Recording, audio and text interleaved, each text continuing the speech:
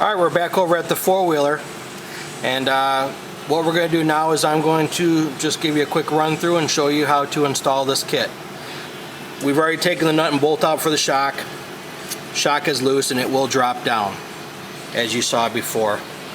I'm sorry if the lighting's bad, if you can't see real good, so we'll change angles here.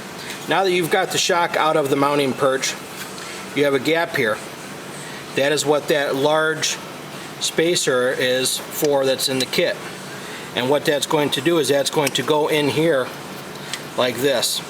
That is going to give that the support so that when you tighten this bracket down, the lift bracket, these mounting perches do not just mushroom in and collapse. This is going to give it strength and integrity. That's important. It'll keep the kit functioning properly and it will last a long time. So you got to make sure that you put that in there. And that's the first thing you're going to want to do.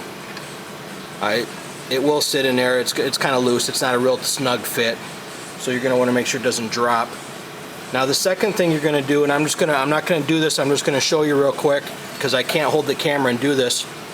You need the bracket, and like I said before, you have to make sure that this is configured properly so that it works. So you need to put this in the proper angles so it will work.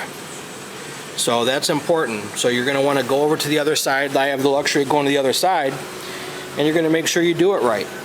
So as you can see here, this is going to go like this. Now on the other side it's going to face in the opposite direction, but you get the idea. So that's important to make sure that you put that on there properly. So basically what you're going to do is this is going to go over the shock like that, and if you look here, it's kind of hard to see, sorry about that, there's a gap there. That's not a snug fit. That is where the small spacer and the washers come into play. You're going to need to use those because you don't want this much slop. This kit would fall apart, who knows, probably less than 100 hours or 100 miles of driving.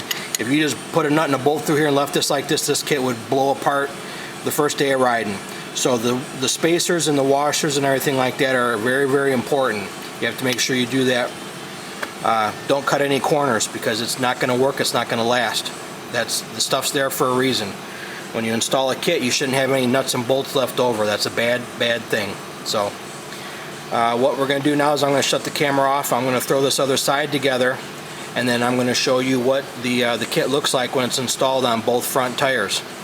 And then we'll jump to the back.